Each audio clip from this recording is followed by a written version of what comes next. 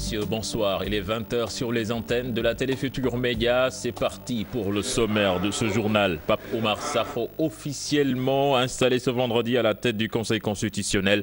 Le nouveau président entend consolider la démocratie et l'état de droit sur la base de l'éthique et la responsabilité. Clôture officielle des inscriptions sur les listes électorales à 0 heure. Rush considérable noté dans certains centres de Dakar. Le constat dans ce journal.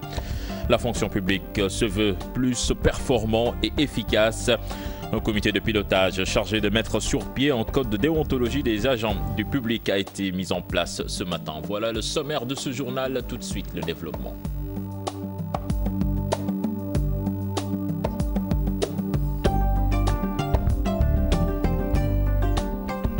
À toutes et à tous, je vous le disais en sommaire, le nouveau président du Conseil constitutionnel a prêté serment ce vendredi. Pape Oumar Sakho veut faire en sorte que cet organe soit parmi les institutions les plus respectées du pays. Il compte consolider la démocratie et l'état de droit. Nos reporters Chérif Dia et Tierno Laurent Mendy ont assisté à la cérémonie ce matin.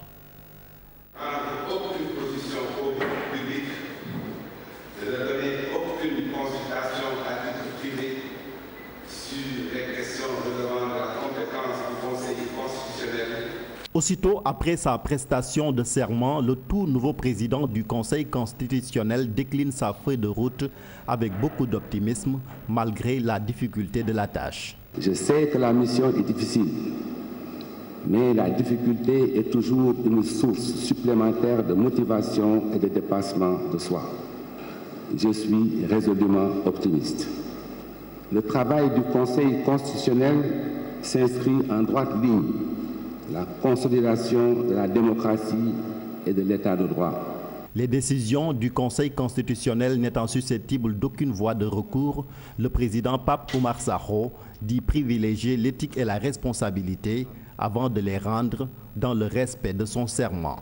Vous conviendrez avec moi que cette lourde responsabilité doit aller de pair avec l'éthique, ce qui suppose de notre part la défense de l'intérêt général, la vérité, la rigueur, l'équité, l'impartialité, l'intégrité, le respect des règles de l'art et une éthique de la responsabilité.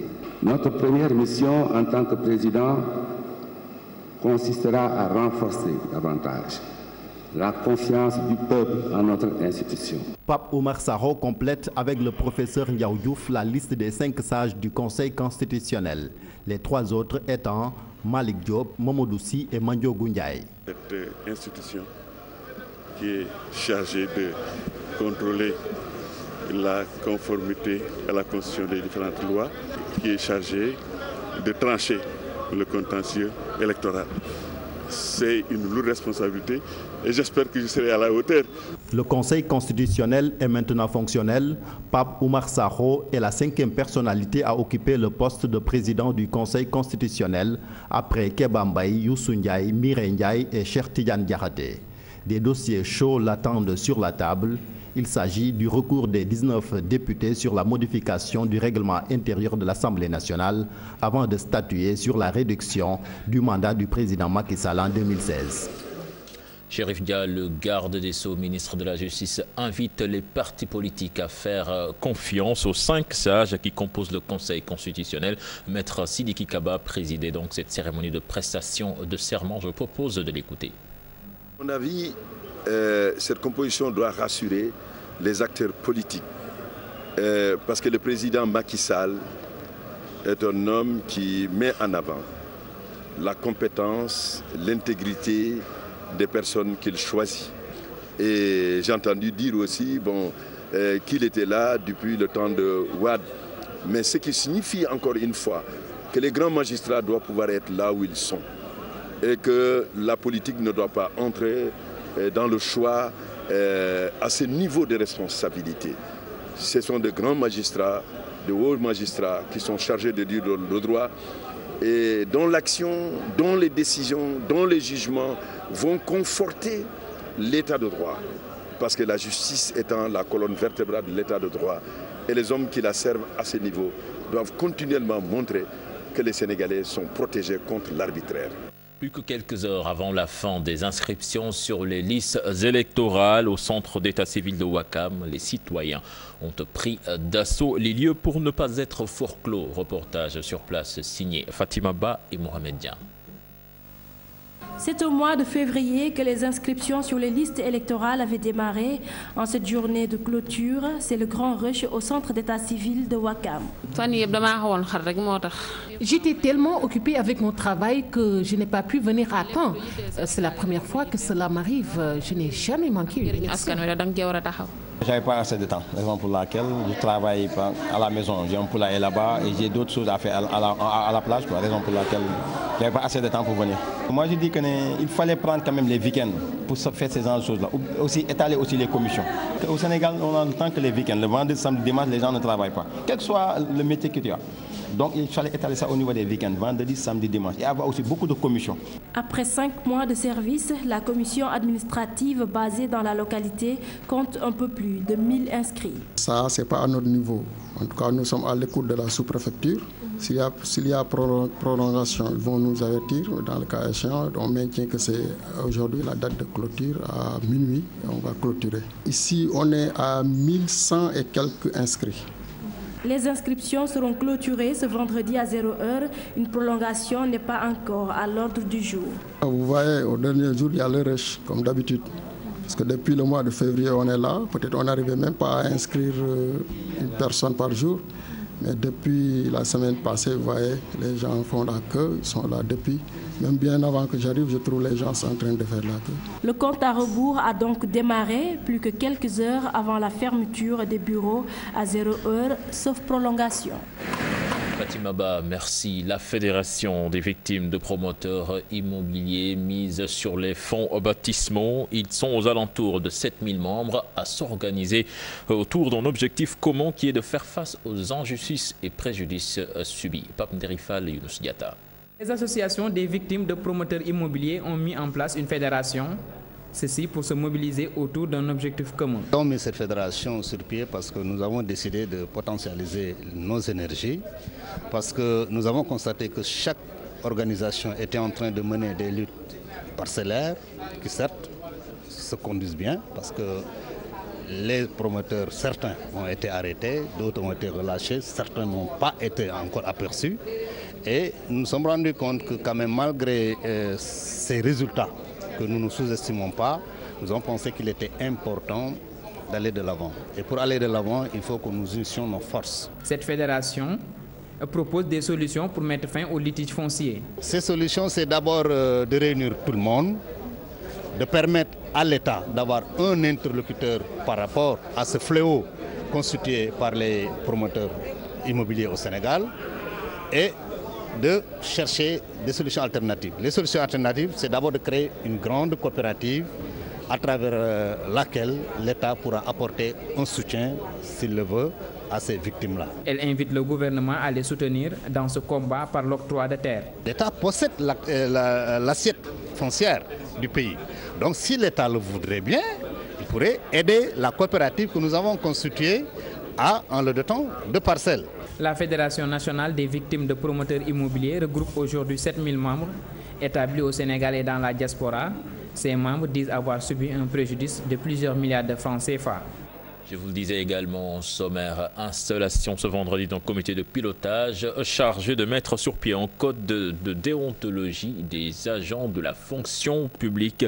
Le but est de promouvoir la gouvernance vertueuse. Ce comité sera composé de 15 membres. Plus de détails avec nos reporters Fatou Bintou Conté et Mohamed Dian.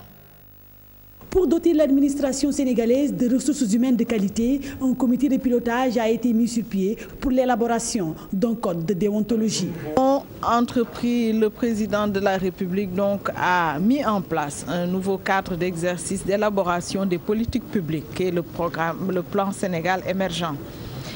Ce plan Sénégal émergent ne peut être mis en œuvre de façon correcte et efficace que si nous avons aussi un service public efficace et performant. C'est-à-dire une administration qui est plus au fait de ses missions, qui est plus consciente de ses responsabilités et qui est de plus en plus engagée à servir l'usager. D'ailleurs, pour le Premier ministre Mohamed Boun Abdallah Dionne, pour avoir une bonne administration, il faut des hommes exceptionnels. Conformément à la vision du chef de l'État, le gouvernement doit agir principalement au moins sur 3 leviers. Les structures, les méthodes et procédures, mais fondamentalement les ressources humaines. En effet, aucune méthode, outil technique ou autre procédure, quelle que soit leur performance, n'est capable de produire un service public de qualité si ceux qui les conçoivent ou les mettent en œuvre sont dépourvus de qualité professionnelle qui donne un sens et de la valeur à l'action publique. Le ministre de la fonction publique demande à ce que les agents de l'État s'approprient ce code dans l'exercice de leurs fonctions. Le comité de pilotage a été installé, va d'abord travailler, mais va ensuite, dans une seconde étape, largement partager avec les agents de l'État. Parce que nous sommes convaincus qu'il ne s'agit pas aujourd'hui de mettre en place un comité de pilotage, d'élaborer un code de déontologie, mais le plus important, ce sera l'appropriation par les agents publics eux-mêmes de ce code de déontologie. Nous sommes dans une dynamique de co-construction.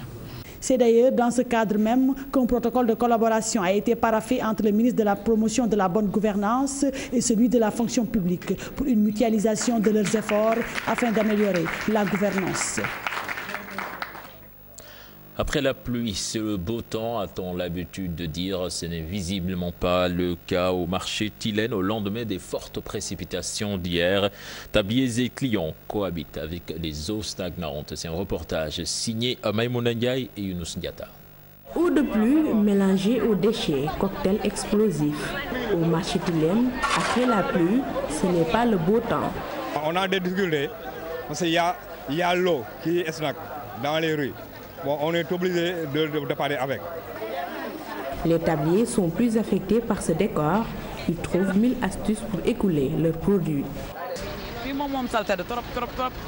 Le marché est très sale aujourd'hui. En plus, les passants écrasent nos marchandises. Mais nous ne pouvons rien faire et la mairie vient de nous taxer 10 000 francs pour ce mois. C'est vraiment dur. Certains ne s'en sortent même pas. Après les tabliers, les acheteurs, cette dame venue faire le marché estime que la responsabilité est partagée. Je pense que les populations doivent revoir certains comportements. Elles jettent les ordures un peu partout sur le marché. Ce n'est pas normal. Première pluie, marché complètement sale. Tilène veut cette année sortir du lot. Ce responsable municipal nous confie que l'équipe chargée du nettoyage sera renforcée dans les prochains jours.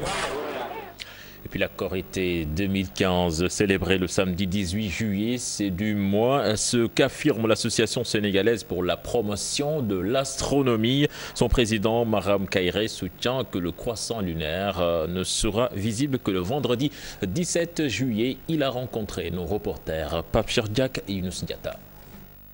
Difficile pour la communauté musulmane sénégalaise de s'accorder sur le début et la fin du Ramadan, mais selon l'association sénégalaise pour la promotion de l'astronomie, cette année, si la logique est suivie, la Korité se fêtera normalement le samedi 18 juillet. La lune pourra être observée le vendredi au moment du coucher du soleil, c'est-à-dire que le soleil va se coucher le vendredi à 19h43 et la lune sera dans le ciel suffisamment de temps, 64 minutes dans le ciel pour qu'on puisse l'observer.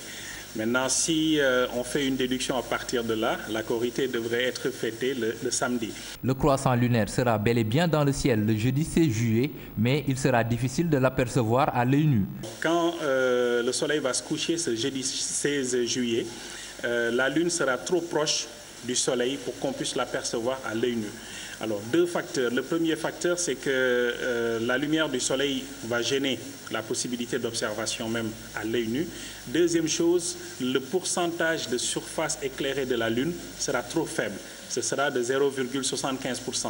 Donc même pas 1% de la surface de la Lune sera éclairée ce jeudi au coucher du soleil.